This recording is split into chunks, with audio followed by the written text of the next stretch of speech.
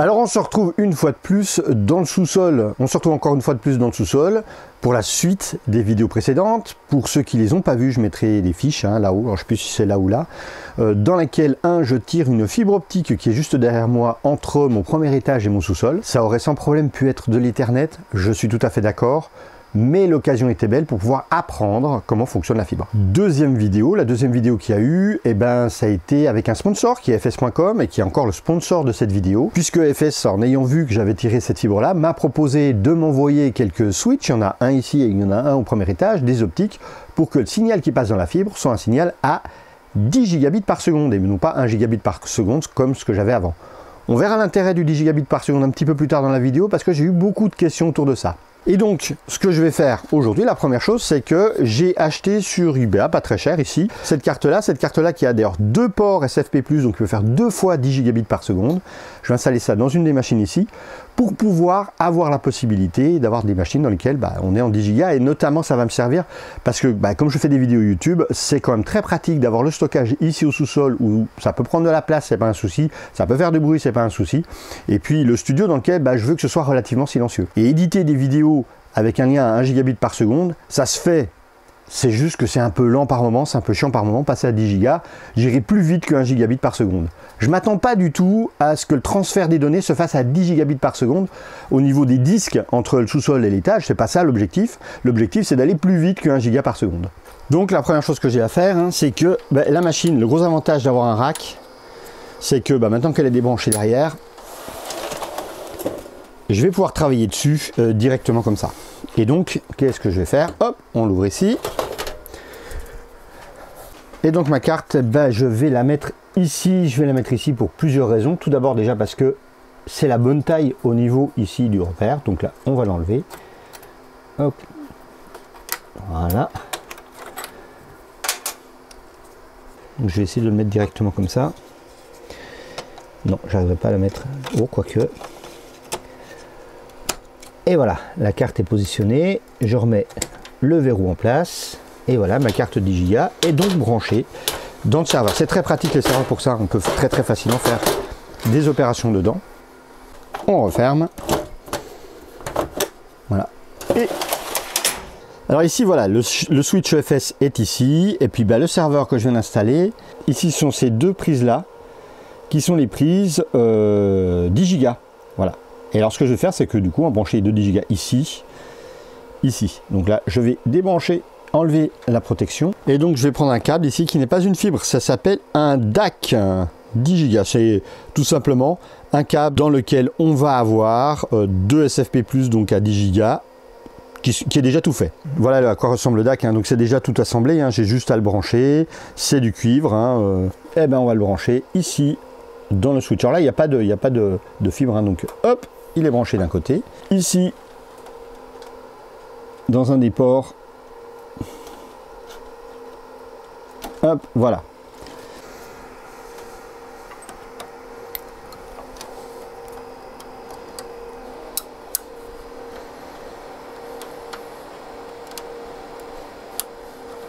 J'ai plus qu'à aller appuyer sur le bouton power. Et ça démarre. Bon, ça fait un petit peu de bruit quand ça démarre. Mais ça y est, le 25 est bien allumé. Si jamais je le retire, voilà, le 25 est éteint. Et maintenant, ça se ralentit un petit peu, le bruit est un petit peu moins violent. On va monter à l'étage. Je vais vous montrer à l'étage ce que j'ai fait. On va regarder la configuration du switch. Et puis on va explorer un petit peu ce qu'on peut faire avec. Alors nous voilà au bureau. On est quand même vachement plus confortable ici quand même. Alors, qu'est-ce que je vais faire ici? Vous voyez à l'écran, je suis devant la mire d'authentification du switch qui est en bas. Je vais mettre l'identifiant et le mot de passe. Par défaut, le switch il est sur une adresse en 192.168.1.1. C'est pas le réseau que j'ai ici.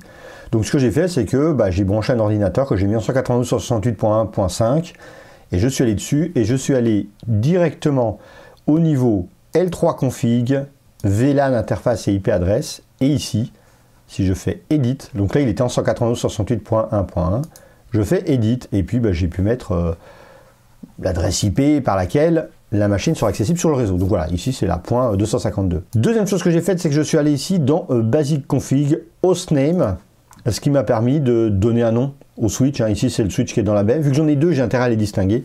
Donc, je l'ai appelé baie, apply, ce qui fait qu'ici, dans l'onglet, eh ben, on trouve le nom baie. Je passe par l'interface web, parce que ne connaissant pas le fonctionnement des réseaux, et notamment la ligne de commande, j'ai un peu d'apprentissage à faire avant de le maîtriser, avant de le faire. Je voudrais déjà avoir un truc qui fonctionne, et donc du coup, c'est pas mal d'avoir cette interface-là. Ici, par défaut, c'est pas comme ça. Par défaut, je n'ai pas la vue du switch. Si je clique sur port panel, moi je trouve que c'est pas mal de pouvoir le rappeler ici.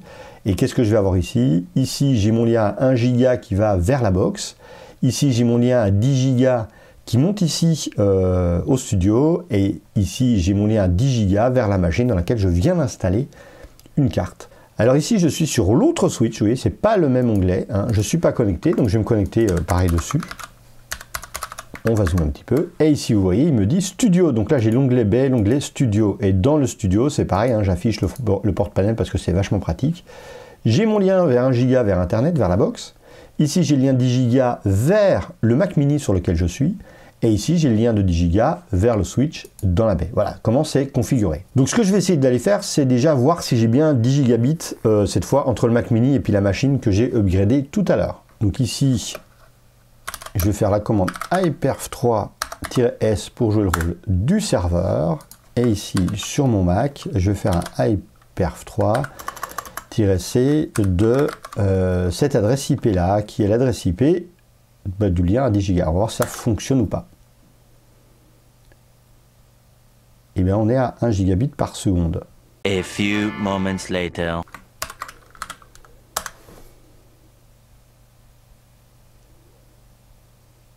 Et voilà.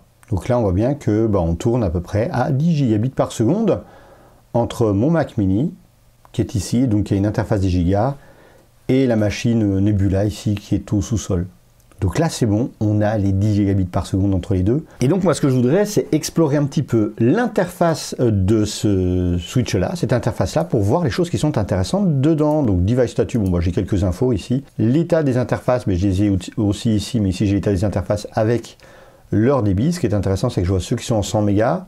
J'en ai quelques-unes en 100 mégas, c'est des vieux serveurs, c'est pour l'interface d'administration des vieux serveurs. Ici, ça c'est intéressant parce qu'au niveau des modules optiques sont justement les modules que j'ai tirés. Il y en a un donc qui va vers la box et puis un qui vient ici, où on a les informations, les statistiques et notamment leur consommation. Et ici, j'ai mis en place un serveur de NTP, je me connecte sur un serveur NTP. Le port mirroring, c'est un truc qui est assez pratique parce que le port mirroring, c'est quand on veut surveiller ce qui s'échange entre deux machines.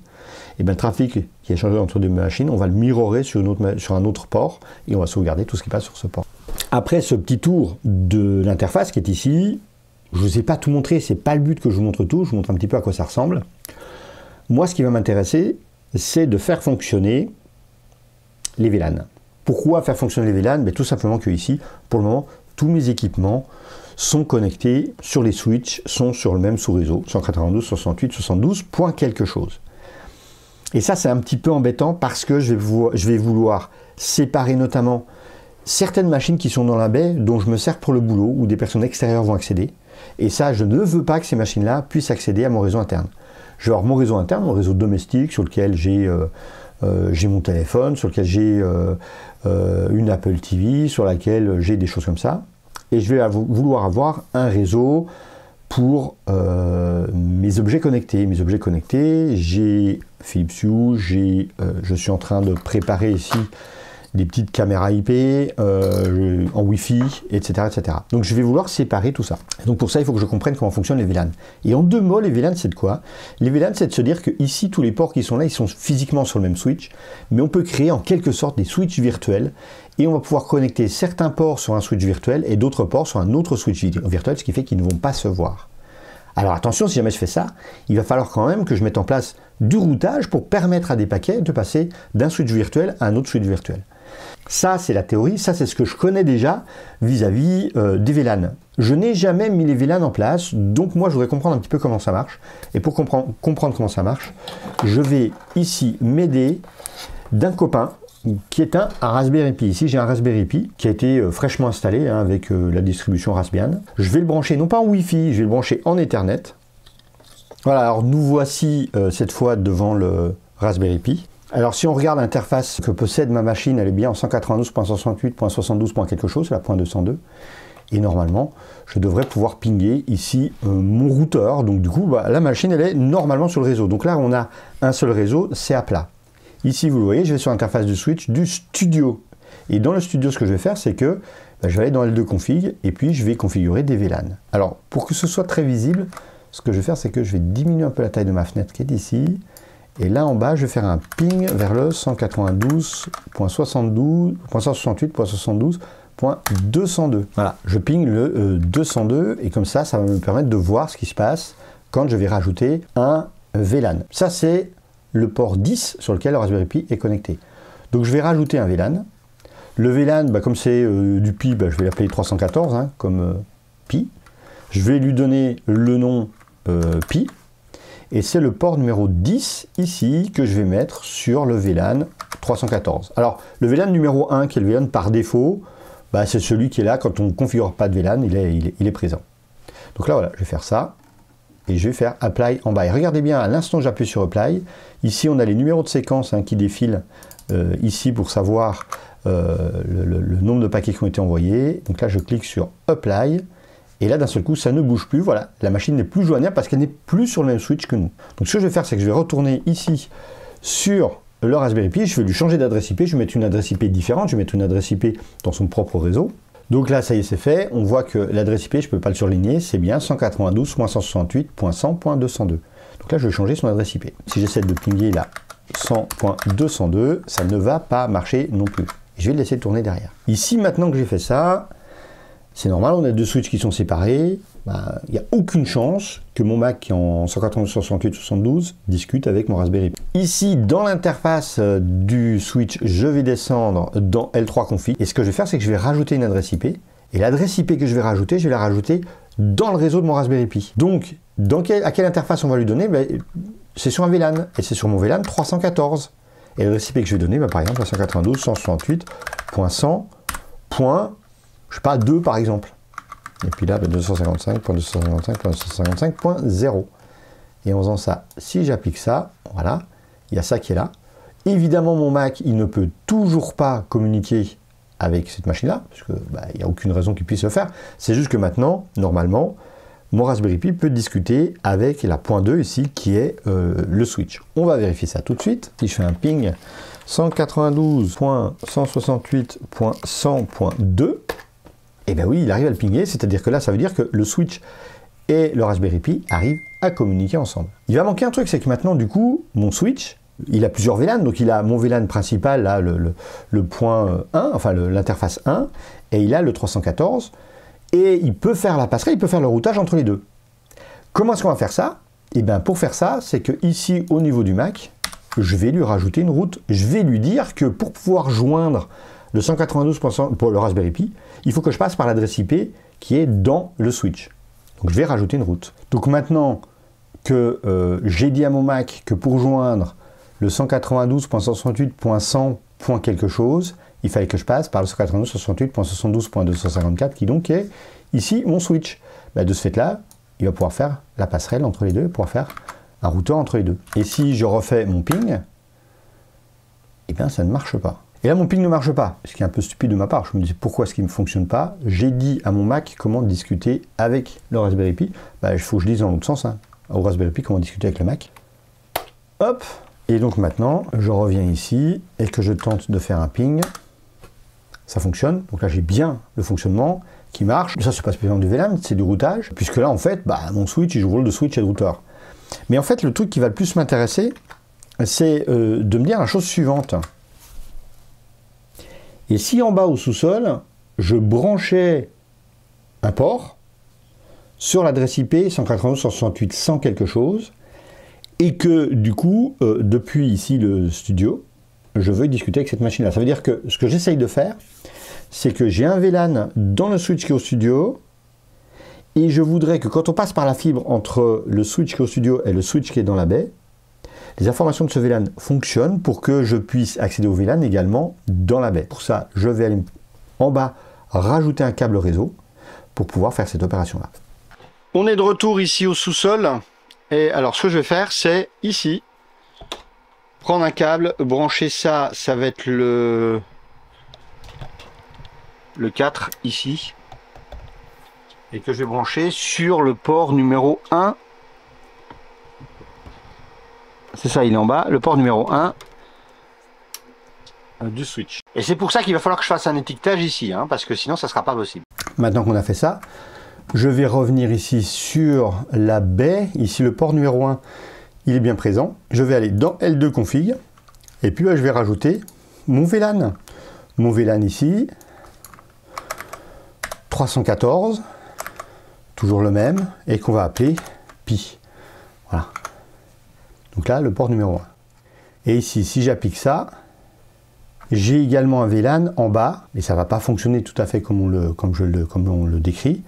Vous allez voir pourquoi. Je vais me connecter sur la machine Nebula, qui est la machine avec laquelle on a fait un test tout à l'heure, hein, qui est la machine sur laquelle on a l'interface à 10 gigabits. Sur cette interface numéro 4 de la machine, je vais donc lui attribuer une adresse IP en .100. Et bien là, et bien dans le .100, c'est la .100.100. Voilà. Sur le Raspberry Pi, si j'essaie de pinguer la .100, ça fonctionne pas, c'est normal. J'ai un switch avec le Raspberry Pi connecté sur sa propre interface, et j'ai un switch au sous-sol sur lequel il y a une machine de connecter avec sa propre interface. Maintenant, il faut les connecter entre les deux, puisque les switches virtuels ici, les VLAN, pour le moment, ils sont configurés sur un switch, chacun indépendamment. Et c'était là où j'avais le plus de doutes, c'était là où j'avais le truc, j'étais vraiment pas sûr d'y arriver, de voir comment ça fonctionne, alors qu'en fait c'est tout simple. Si je retourne dans l'interface ici de mes switches, je vais prendre le switch du studio, dans les VLAN, ici je vais aller éditer les VLAN, et on le voit, hein, le 10 donc il est toujours sur 314, ici j'ai le lien 26 qui est la fibre qui va jusqu'au switch qui est au sous-sol. Sur ce switch-là, sur ce lien-là, donc qui est le 26, donc c'est cette ligne-là, ici, je vais le basculer en mode trunk. Ça veut dire quoi? Ça veut dire que là, les VLAN ne limitent pas l'accès, les VLAN vont être relayés sur ce lien-là. Et donc, du coup, ça va me permettre de connecter mes deux switches virtuels qui sont sur mes deux switches physiques séparés, ensemble. Est-ce que ici, je peux pinguer? Toujours pas, parce qu'il faut que je fasse la même chose au niveau de la baie. Ici, j'ai fait ça dans le studio, sur le switch qui est dans la baie. On va aller éditer les VLAN également. C'est lequel, le 10 Go? C'est celui-là, c'est le 26 aussi. Hop, on va mettre accès, trunk, apply. Cette fois, les pings fonctionnent. Donc là, en fait, on a fait deux switches virtuels sur deux switches physiques séparés, et ils peuvent communiquer entre eux. Par exemple, depuis ma domotique, ce que je vais pouvoir faire, c'est que je vais mettre toute ma domotique sur un réseau à part, et un réseau d'ailleurs qui n'aura pas accès à Internet. Et quel que soit le switch sur lequel je vais brancher mes équipements de domotique, ces équipements-là seront connectés ensemble sur leur propre VLAN, n'accéderont pas à Internet, et puis n'accéderont pas non plus à mon réseau domestique. Voilà. Il y a encore un petit peu de boulot pour faire ça, mais l'idée c'est vraiment celle-là. Cette vidéo a été un petit peu longue à arriver parce qu'il a fallu que je me forme au VLAN, parce que du coup j'y connaissais absolument rien, c'était ma découverte des VLAN. Voilà, juste après ma découverte des VLAN, j'ai essayé d'expliquer ce que j'ai compris des VLAN et comment je les ai manipulés. En tout cas, pour faire tout ça, je tiens particulièrement à remercier fs.com, FS qui donc a sponsorisé cet épisode, puisque c'est sur ces switches que j'ai pu faire toutes ces opérations, et c'est grâce à eux, sinon la vidéo n'aurait juste pas existé du tout, que j'ai pu faire cette explication. Mais de mon côté, moi j'ai du boulot pour pouvoir mettre ça en place. En tout cas, j'espère que ça vous a intéressé. Si c'est le cas, n'hésitez pas à vous abonner. Il y aura d'autres vidéos qui vont continuer à expliquer mon installation du Home Lab, mon installation des serveurs, leur configuration, tout ça. Il y a encore plein de choses qui devraient arriver. Je ne sais pas encore quand. Il y aura d'autres vidéos en attendant, notamment sur ma série Une commande, une vidéo. Mais si vous avez des questions sur les VLAN, si vous avez des remarques sur les VLAN, n'hésitez pas à les mettre en commentaire. Je les regarderai. Je ne promets pas que je répondrai à tout le monde parce que des fois il y a des questions qui mériteraient des heures d'explication pour pouvoir être pertinentes. Mais je vais au moins regarder ça et j'essaierai de synthétiser plusieurs de ces questions dans les prochaines vidéos. J'espère que ça vous a plu et puis moi je vous dis à bientôt pour une nouvelle vidéo. Ciao les geeks!